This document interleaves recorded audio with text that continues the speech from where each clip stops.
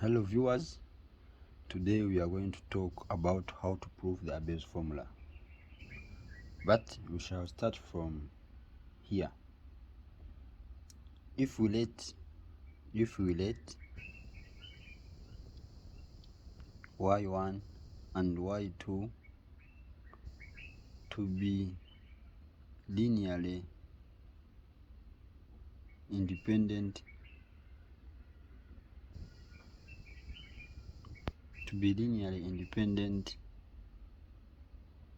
solutions to a second order differential equation.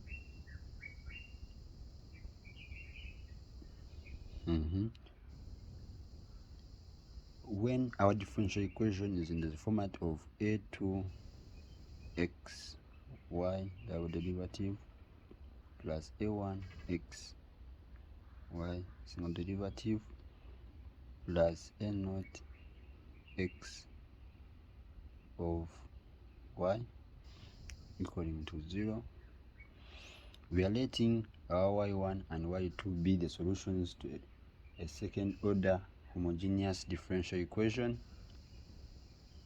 Therefore, this means that if y1 and y2 are solutions, therefore if I put in y1 into the solution, I should get a 0. And likewise, if I put in y2 into the solution, I should get a 0. Therefore, let me put in y1. I'll have a2x. Instead of writing y, I'm going to put y1 double derivative plus a1 of x, y1 derivative plus a0 x y1 equaling to 0. Since we say that it's the solution to a differential equation, similarly for y2, if I put in y2 also, I should get a 0.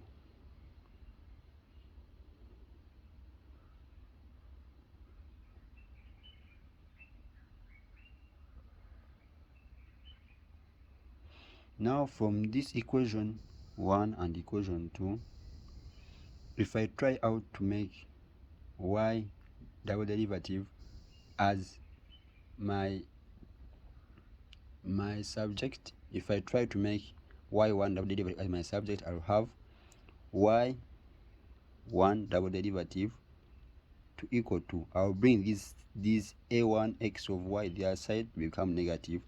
I'll have negative a1 of x y1 derivative minus a0 x y1. But remember, y1 double derivative has a coefficient of ax, a2x.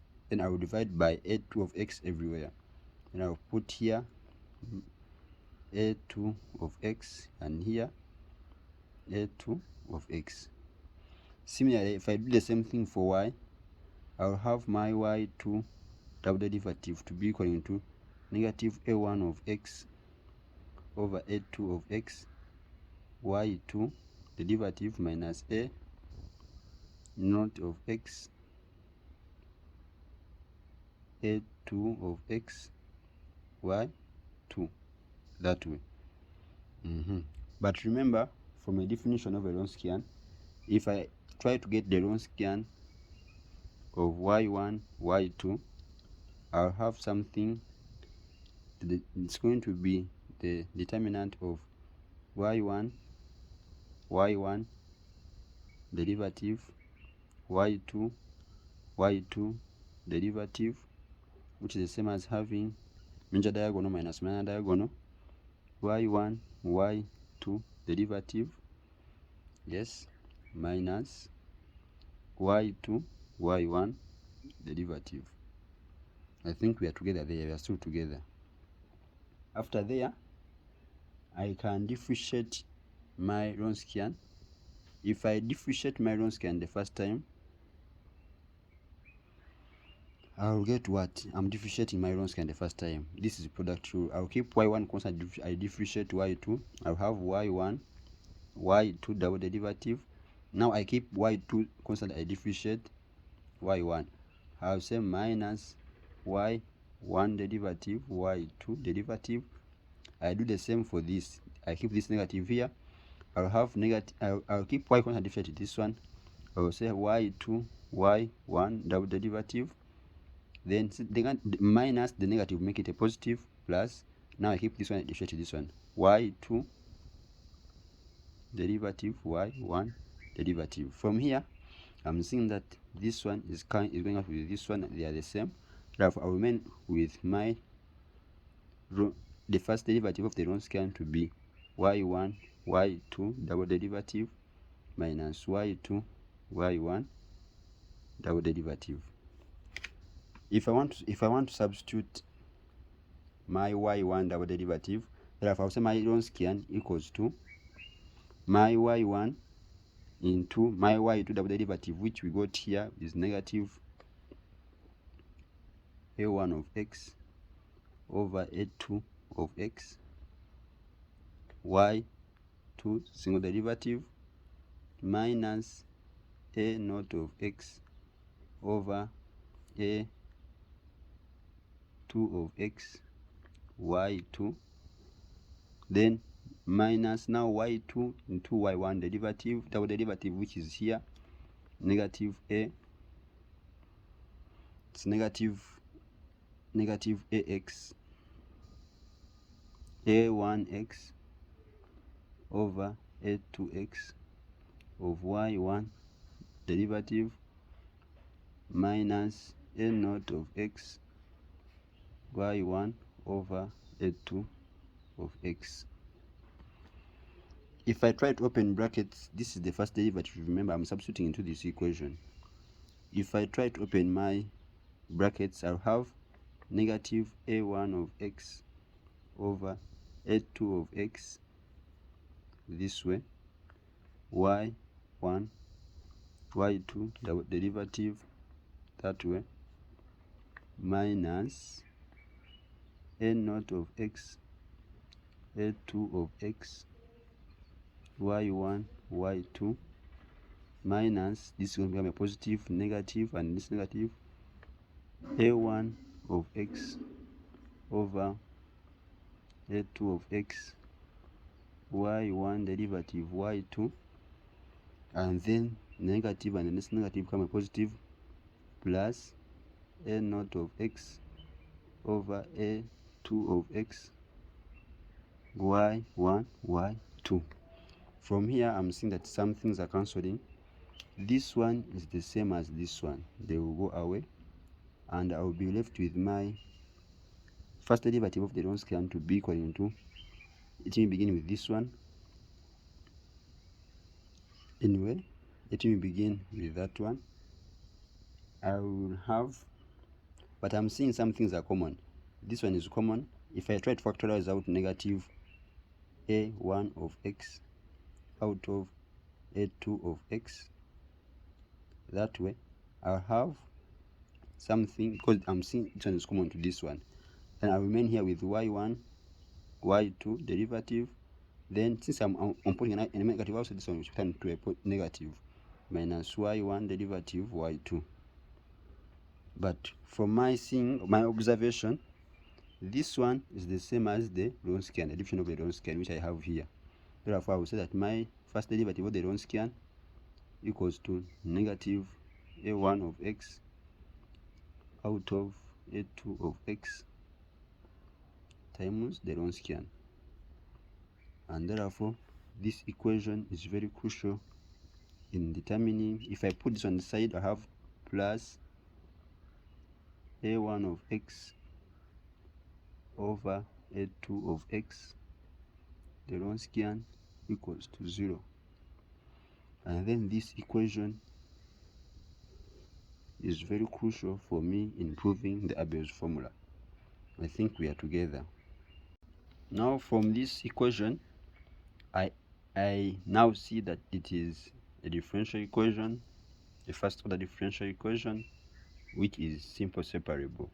Therefore, in order for me to find for w, I can easily do it in a simple way. It is simple separable. I'll just say that this is the same as having the w dx, which is the same as I put this one this side. I have negative a1 of x over a2 of x w.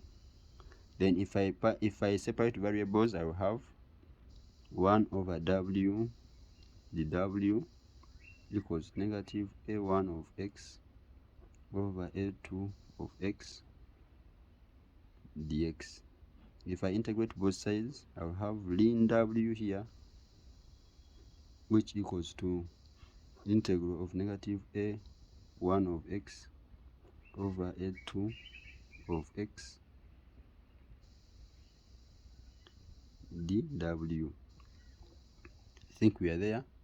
Now if I will put a plus c this side because I have integrated this side. Now if I try to put the natural log, this is the same as having w equals to e integral of negative a of x over a2 of x dx. This is the x, sorry, dx times e power c. But e power c is another constant. We shall just put it as another constant. W equals to, now this will become a constant a, e power integral from negative a, negative integral a1x over a2x dx.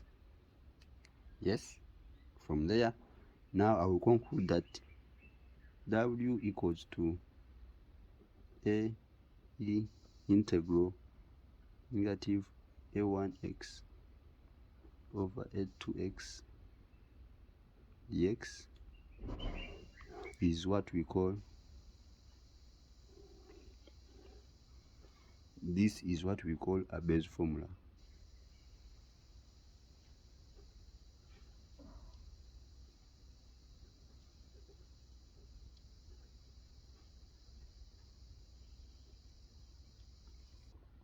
Remember, the ABEL'S formula helps us in solving second order differential equations. Yes, you can easily solve second order differential equations using the ABEL'S formula. Thank you. By this, second order differential equations have to be homogeneous, and you should be sober on finding the a1 and a2. You should be able to locate a1 and a2, where a2 is the coefficient of the second derivative and a1 is the coefficient of the first derivative. Thank you for watching.